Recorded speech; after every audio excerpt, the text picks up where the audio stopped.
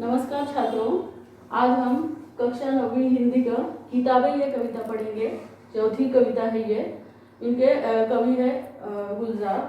गुलजार जी बहुत ही जाने माने कवि है। उसके साथ में गीतकार भी है। बहुत सारी गीतें हिंदी फिल्मों की गीतें उन्होंने लिखे हैं, गीत उन्होंने लिखे हैं। उनका परिचय हम सबसे पहले देखेंगे। गुलजार जी का जन्म 18 अगस्त 1936 में दीना झेलम जिला पंजाब स्वतंत्रता पूर्व भारत में हुआ था। गुलजार जी का मूल नाम संपूर्ण सिंह कालरा है। आप एक कवि, पटकथा लेखक, फिल्म निर्देशक, नाटककार होने के साथ साथ हिंदी फिल्मों के प्रसिद्ध गीतकार हैं। प्रमुख कृतियां हैं चौरस रात, ये लघु कथा है। रावी पार, ये कथा संग्रह है। रात, चांद और मैं, एक बूंद चांद, रात पश्मीने की, ये कविता संग्रह है।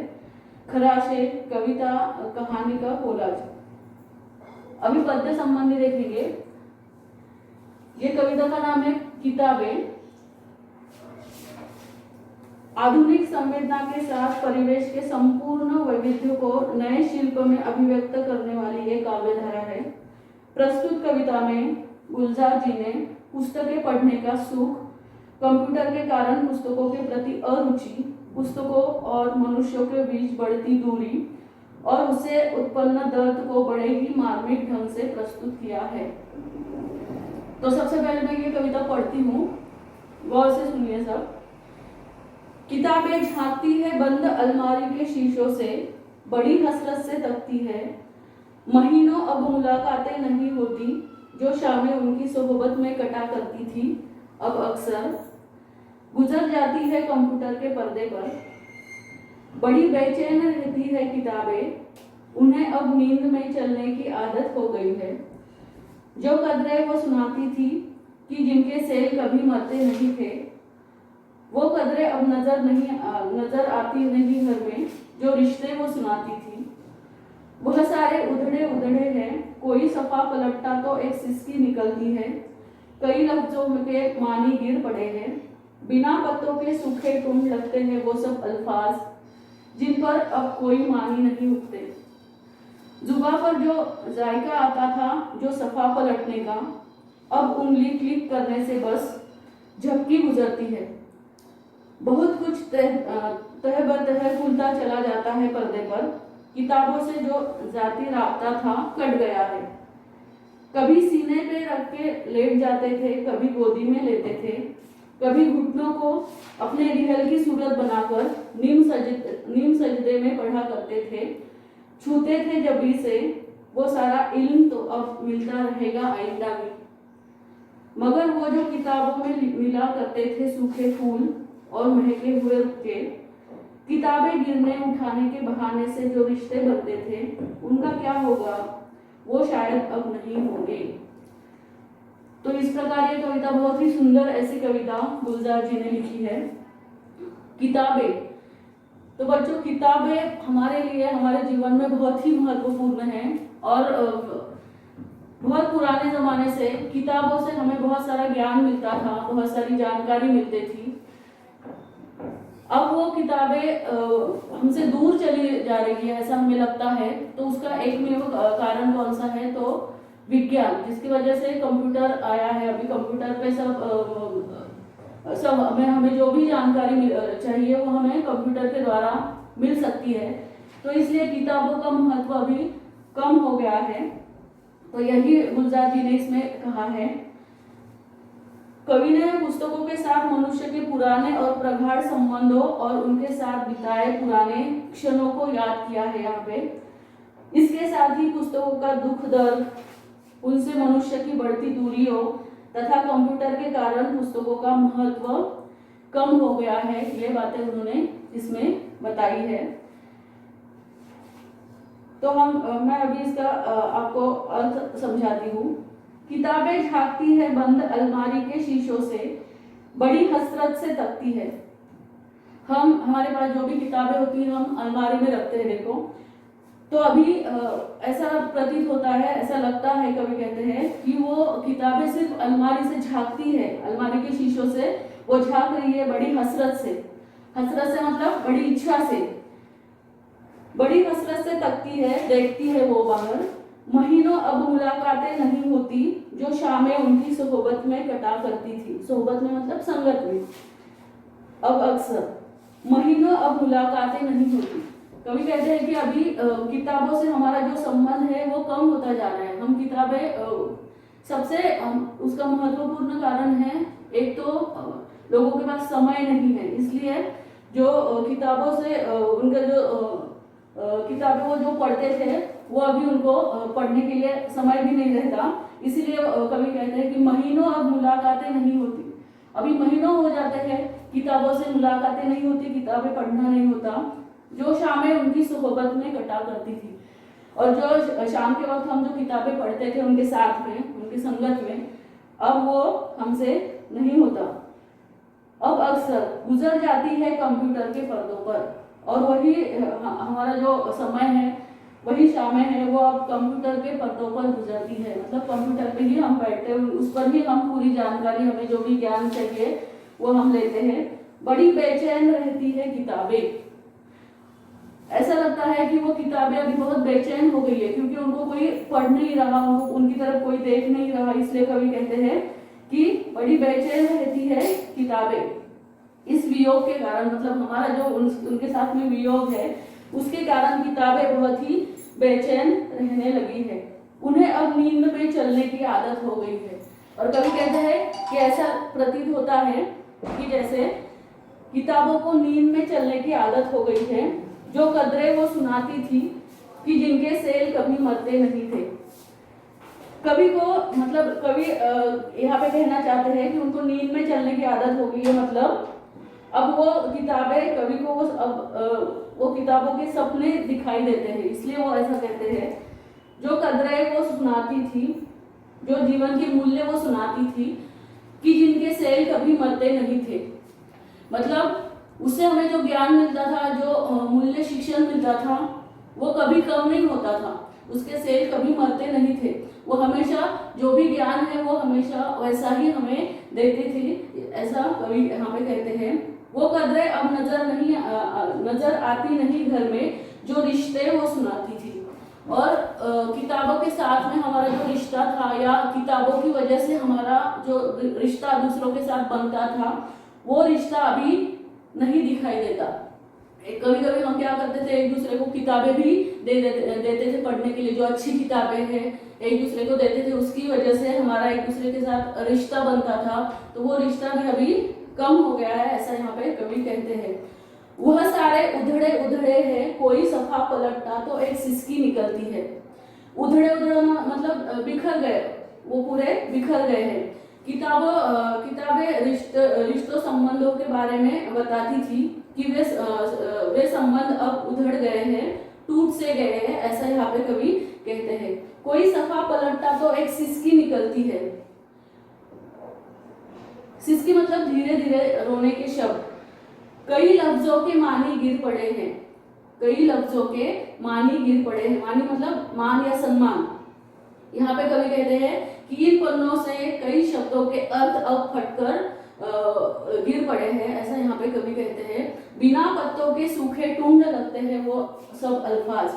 अभी किताबें नहीं पढ़ते, इसकी वजह से उसके जो अल्फाज है वो किसके जैसे लगते हैं, सूखे बिना पत्तों के जो सूखे टूंड होते हैं उनके जैसे वो अल्फाज लगते हैं, ऐसा यहाँ पे कवि कहते हैं। जिन पर अब कोई मानी नहीं उठते, जिन पर अब कोई मानी मतलब अर्थ, जिन पर अब कोई भी अर्थ नहीं उठता। अगर वो शब्दों को हम पढ़ेंगे ही नहीं तो उसका अर्थ कैसे निकलेगा, उसका अर्थ हमें कैसे समझ में आएगा। इसलिए यहाँ पे कवि कहते हैं कि जिन पर अब कोई मानी नहीं उठते, मतलब जिसका कोई अर्थ अभी नहीं निकलता वो शब्दों का। वो शब्दों का महत्व कब है किताबों के, जब हम उसको पढ़ेंगे। लेकिन हम पढ़ेंगे ही नहीं तो उसका अर्थ कैसे निकलेगा। जुबा पर जो जायका आता था, जो सफा पलटने का, जायका मतलब स्वाद। देखो हम किताबें पढ़ते पढ़ते हम क्या करते थे, वो सफे पलटते थे और वही हाथ हम अपने मुंह को लगाते थे। तो उसका जो स्वाद हमें आता था वो अभी स्वाद हमें नहीं आएगा। अब उंगली क्लिक करने से बस झपकी गुजरती है। और अभी क्या होता है कि कंप्यूटर के पर्दे पर हमें जो भी चाहिए, जो भी पेज चाहिए, जो भी पन्ना चाहिए, वो जल्दी जल्दी वहां से गुजर सकता है, ऐसा उन्होंने कहा है। मतलब जो भी हमें चाहिए ज्ञान वो हम सब कंप्यूटर से ही ले रहे हैं, कंप्यूटर के पर्दों से ही ले रहे हैं। और यहाँ पे इसलिए कवि कहते हैं कि वो स्वाद जो किताबों से हमें मिलता था वो अभी नहीं मिल रहा है। बहुत कुछ तह खुलता चला जाता है पर्दे पर, किताबों से जो जाती राब्ता था कट गया है। और खूब बहुत जल्दी जल्दी ऐसा बहुत सारा पेजेस खुलते जाते हैं, बहुत सारे पन्ने कंप्यूटर पर खुलते जाते हैं। किताबों से जो जाती राब्ता था, संपर्क था हमारा निजी संपर्क किताबों से, वो टूट गया है, ऐसा यहाँ पे कवि कहते हैं। कभी सीने पे रख के लेट जाते थे, कभी गोदी में लेते थे। यहाँ पे किताबों के संपर्क के बारे में बताते हुए कवि कहते हैं कि कभी कभी हम क्या करते थे, किताबें पढ़ते समय उसे कभी सीने पर रख कर लेट जाते थे, उस तरह किताबें पढ़ते थे, कभी उसको गोदी में लेके उसको पढ़ते थे, कभी घुटनों को अपने रिहल की सूरत बनाकर, रिहल मतलब ठावनी जिस पर धर्म ग्रंथ रखकर पढ़ा जाता है, सबको पता है, तो उसका हमारे घुटनों को ही हम रिहल बनाकर उसको पढ़ते थे। नीम सजदे में पढ़ा करते थे, छूते थे जबी से, मतलब आधा माथा टेक कर हम उसको पढ़ते थे। क्यों पढ़ते थे ऐसा? उसे माथे पर भी हम चढ़ाते थे, क्यों? क्योंकि ताकि भविष्य में उससे हमें ज्ञान प्राप्त होता रहे, इसीलिए हम इस तरह से वो पढ़ते थे। वो सारा इल्म तो मिलता रहेगा आइंदा भी, इल्म मतलब ज्ञान, वो सारा ज्ञान हमें मिलता रहेगा आइंदा भी, कंप्यूटर की वजह से बहुत सारा ज्ञान मिलेगा। लेकिन जो रिश्ता, जो हमारा किताबों से जो रिश्ता था वो अभी कम हो गया है, उसके जो अल्फाज थे, उसके जो शब्द है, उसके अर्थ अभी उससे नहीं निकल रहे हैं, ऐसा यहाँ पे कवि कह रहे हैं। मगर वो जो किताबों में मिला करते थे, सूखे फूल और महके हुए रुके। देखो बहुत सारी बातें होती है कि जिनके साथ में हमारे बहुत सारी यादें जुड़ी होती है। कभी कभी हम किताबें पढ़ते पढ़ते क्या करते थे उसमें कभी कभी फूल रख देते थे निशाने के लिए, या महके हुए रुक के मतलब चिट्ठी या संदेश पत्र उसमें रखा करते थे। मगर वो जो किताबों में मिला करते थे, सूखे फूल और महके हुए रुक के, किताबें गिरने उठाने के बहाने से रिश्ते बनते थे। और कभी कभी क्या होता था कि हम एक दूसरे को किताबें देते भी थे, तो जो भी अच्छी किताबें हैं एक दूसरे को बांटते थे, उसकी वजह से जो रिश्ता बनता था, या किताबें गिरने से उठाने से जो रिश्ते बनते थे, वो रिश्ते अभी कंप्यूटर की वजह से नहीं बनेंगे, ऐसा यहाँ पे कवि कहते हैं। उनका क्या होगा, वो शायद अब नहीं होंगे, और वो रिश्तों का भी क्या होगा, वो अब शायद नहीं होंगे। इसलिए यहाँ पे कवि कहते हैं कि किताबों का महत्व ये विज्ञान के जमाने में, कंप्यूटर के जमाने में बहुत कम हो गया है। जो भी ज्ञान हम पुस्तकों के द्वारा लेते थे, वो अब हम किताबें पढ़ने में वो समय हम नहीं व्यतीत करते, क्योंकि उतना समय भी मनुष्यों के पास अभी नहीं रहा है, बहुत ही फास्ट लाइफ सबकी हो गई है, इसलिए उतना समय भी लोगों के पास नहीं होता। और कंप्यूटर आ जाने के बाद बहुत सारा ज्ञान हमें उससे भी मिल सकता है। इसीलिए कवि कहते हैं कि वो इल्म मतलब ज्ञान हमें मिलता रहेगा, लेकिन जो भी हमारा किताबों के साथ जो रिश्ता था, जो संबंध था, वो अभी बहुत कम हो गया है।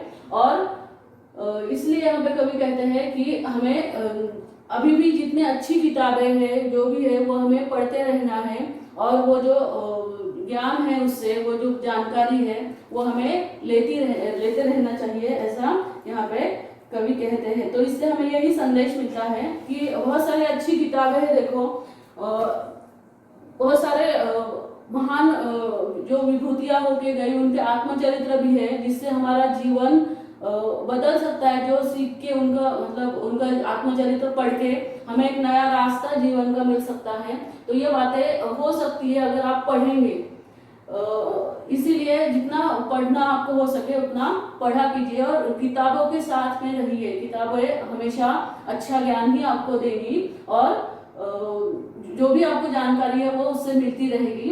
तो हमें किताबों से हमारा जो रिश्ता है वो कम नहीं करना चाहिए, ऐसा यहाँ पे कवि कहते हैं, गुलजार जी कहते हैं। बहुत ही सुंदर ऐसी कविता उन्होंने यहाँ पे लिखी है। तो इससे हम अभी स्वाध्याय देखेंगे इस कविता का।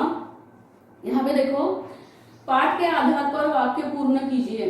पहला प्रश्न है, अभी यह कविता के आधार पर हमें उसका वाक्य पूर्ण करना है। किताबों की अब बनी आदत, कौन सी आदत? नींद में चलने की। वहां पे उत्तर क्या आएगा? नींद में चलने की। किताबें जो रिश्ते सुनाती थी, उसका वाक्य हम कैसे पूर्ण करेंगे? घर में वो कदरें अब नजर नहीं आती। ये यहाँ पे उत्तर लिखना आपको अपेक्षित है। दूसरा है, किताबें यहाँ रखते थे। कहाँ कहाँ हम किताबें रखते थे? पढ़ते समय हम किताबें कहाँ कहाँ रखते थे? तो सीने पर रखते थे, गोदी में, घुटनों पर या माथे पर भी उसको लगाकर हम पढ़ते थे। तो इस प्रकार इसके 4 पॉइंट्स यहाँ पे आएंगे। आगे है, वहां पे दिया हुआ है कविता में प्रयुक्त उर्दू शब्द तथा उनके अर्थ। अभी यहाँ पे हमें क्या करना है? उर्दू शब्द हमें यहाँ पे लिखने हैं और उसके अर्थ लिखने हैं हिंदी में। तो यहाँ पे पहला क्या आएगा?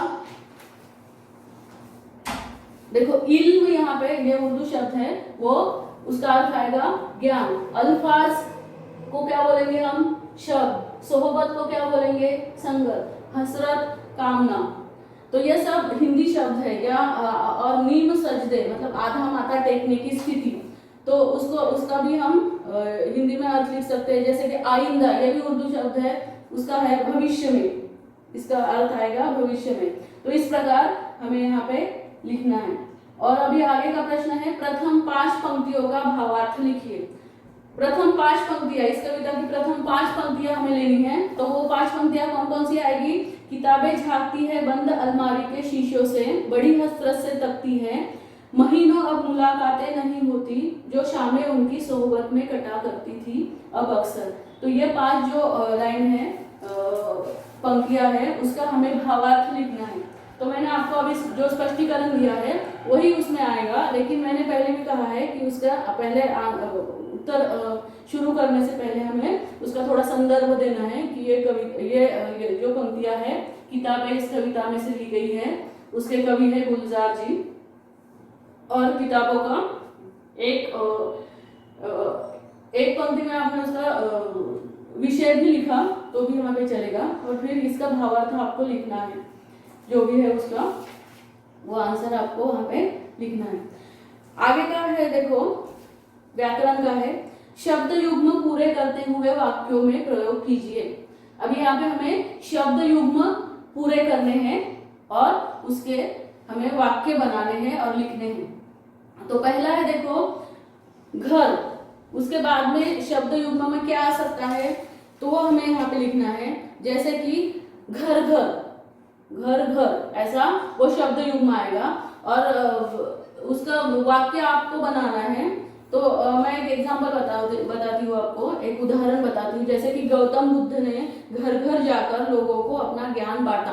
तो इस प्रकार आप अपने मन से कौन से भी वाक्य बना सकते हैं। दूसरा है उधड़े उधड़े।